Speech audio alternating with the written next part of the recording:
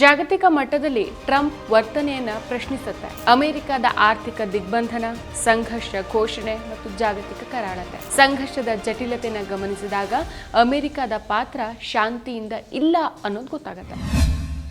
ನಮಸ್ಕಾರ, ಈ ದಿನ ಟಿವಿಗೆ ಸ್ವಾಗತ. ನಾನು ಜಿಎಂ ಪವಿತ್ರ.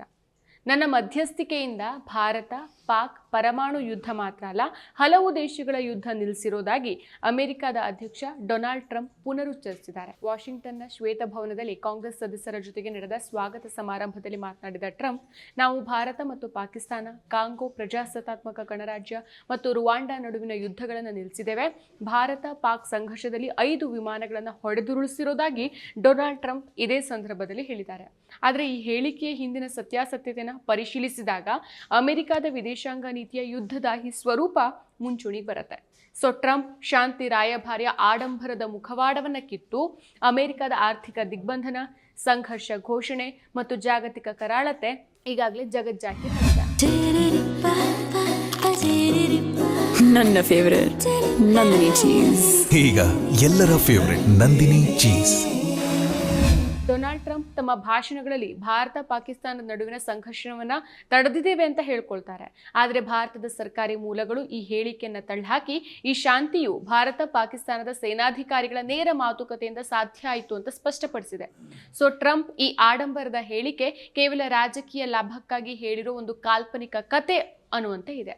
ಇಂಥ ಹೇಳಿಕೆಗಳು ಅವರ ಆಡಳಿತದ ವಿಶ್ವಾಸಾರ್ಹತೆಯನ್ನ ಎತ್ತಿ ತೋರಿಸೋ ಬದಲು ಜಾಗತಿಕ ಮಟ್ಟದಲ್ಲಿ ಟ್ರಂಪ್ ವರ್ತನೆಯನ್ನ ಪ್ರಶ್ನಿಸುವಂತೆ ಮಾಡುತ್ತೆ.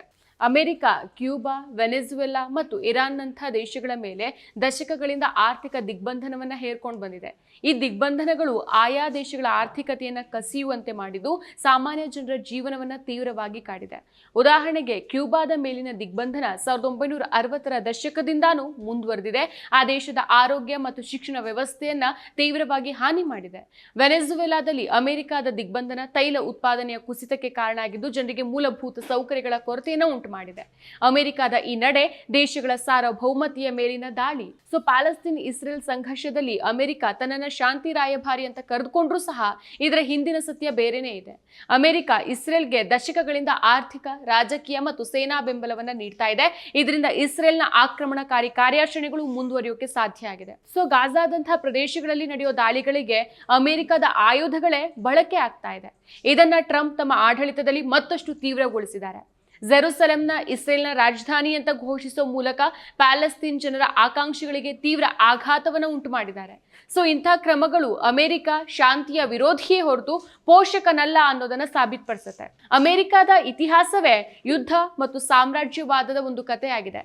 ವಿಯೆಟ್ನಾಂ, ಇರಾಕ್, ಅಫ್ಘಾನಿಸ್ತಾನ್ ಮತ್ತು ಸಿರಿಯಾದಂತಹ ದೇಶಗಳ ಮೇಲಿನ ದಾಳಿಗಳು ಲಕ್ಷಾಂತರ ಜನರ ಸಾವಿಗೆ, ನೋವಿಗೆ ಕಾರಣ ಆಗಿದೆ. ಈ ಯುದ್ಧಗಳನ್ನ ಪ್ರಜಾಪ್ರಭುತ್ವದ ರಕ್ಷಣೆ ಅಥವಾ ಭಯೋತ್ಪಾದನೆಯ ವಿರುದ್ಧದ ಹೋರಾಟ ಅಂತ ಅಮೆರಿಕ ಚಿತ್ರಿಸಿದ್ರು ಇವುಗಳ ಹಿಂದಿನ ಉದ್ದೇಶ ಆರ್ಥಿಕ ಮತ್ತು ರಾಜಕೀಯ ಲಾಭ. ಟ್ರಂಪ್ ಅವರ ಆಡಳಿತ ಈ ಧೋರಣೆಯಿಂದ ಹೊರತಾಗಿಲ್ಲ. ಇರಾನ್ ಜೊತೆಗಿನ ಒಪ್ಪಂದವನ್ನ ರದ್ದುಗೊಳಿಸಿದ್ದು, ರಷ್ಯಾದೊಂದಿಗಿನ ಒತ್ತಡವನ್ನ ಹೆಚ್ಚಿಸಿದ್ದು ಮತ್ತು ಚೀನಾದೊಂದಿಗಿನ ಆರ್ಥಿಕ ಯುದ್ಧವನ್ನ ತೀವ್ರಗೊಳಿಸಿದ್ದು ಇದಕ್ಕೆ ಸಾಕ್ಷಿ. ಟ್ರಂಪ್ ಕಾಂಗೋ ಮತ್ತು ರುವಾಂಡಾದ ನಡುವಿನ ಯುದ್ಧವನ್ನ ತಡೆದಿದ್ದೇವೆ ಅಂತ ಹೇಳ್ಕೊಂಡಿದ್ದಾರೆ. ಆದ್ರೆ ಈ ಪ್ರದೇಶದ ಸಂಘರ್ಷದ ಜಟಿಲತೆಯನ್ನ ಗಮನಿಸಿದಾಗ ಅಮೆರಿಕದ ಪಾತ್ರ ಶಾಂತಿಯಿಂದ ಕೂಡಿರಲಿಲ್ಲ. ಕಾಂಗೋದ ಖನಿಜ ಸಂಪತ್ತನ್ನ ಕೊಳ್ಳೆ ಹೊಡೆಯುವ ಆಸಕ್ತಿಯಿಂದಾಗಿ ಅಮೆರಿಕ ಈ ಪ್ರದೇಶದಲ್ಲಿ ಸಂಘರ್ಷವನ್ನ ಘೋಷಿಸೋ ಕೆಲವು ಗುಂಪುಗಳಿಗೆ ಬೆಂಬಲವನ್ನ ನೀಡಿದೆ ಅನ್ನೋ ಆರೋಪಗಳು ಇದೆ. ಡೊನಾಲ್ಡ್ ಟ್ರಂಪ್ ಶಾಂತಿಯ ರಾಯಭಾರಿಯ ಆಡಂಬರ ಕೇವಲ ಒಂದು ರಾಜಕೀಯ ನಾಟಕ. ಅಮೆರಿಕ ತನ್ನ ಆರ್ಥಿಕ ದಿಗ್ಬಂಧನ, ಸೇನಾ ಆಕ್ರಮಣ ಮತ್ತು ರಾಜಕೀಯ ಒತ್ತಡದ ಮೂಲಕ ಜಗತ್ತಿನ ಹಲವು ದೇಶಗಳ ಮೇಲೆ ಕರಾಳತೆಯನ್ನು ಹೇರಿದೆ. ಕ್ಯೂಬಾ, ವೆನೆಜುವೆಲಾ ಮತ್ತು ಪ್ಯಾಲೆಸ್ತೈನ್ ಅಂತಹ ದೇಶಗಳ ಜನ ಈ ದಾಹದ ತೀವ್ರತೆಯನ್ನ ಎದುರಿಸ್ತಾ ಇದ್ದಾರೆ. ನನಗೆ ಇಷ್ಟ ನಂದಿನಿ ತುಪ್ಪ, ಶುದ್ಧ ತುಪ್ಪ ಅಂದ್ರೆ ನಂದಿನಿ. ಟ್ರಂಪ್ ಅವರ ಈ ಹೇಳಿಕೆಗಳು ಜಗತ್ತಿನ ಕಣ್ಣಿಗೆ ಮಣ್ಣೆರಚೋ ಪ್ರಯತ್ನ ಅಷ್ಟೇ. ಯುದ್ಧ ವಿರೋಧಿ ಅಂತ ಚಿತ್ರಿತ ಆದಂತಹ ಅಮೆರಿಕ ವಾಸ್ತವವಾಗಿ ಯುದ್ಧದಾಹಿಯಾಗಿಯೇ ಉಳಿದಿದೆ.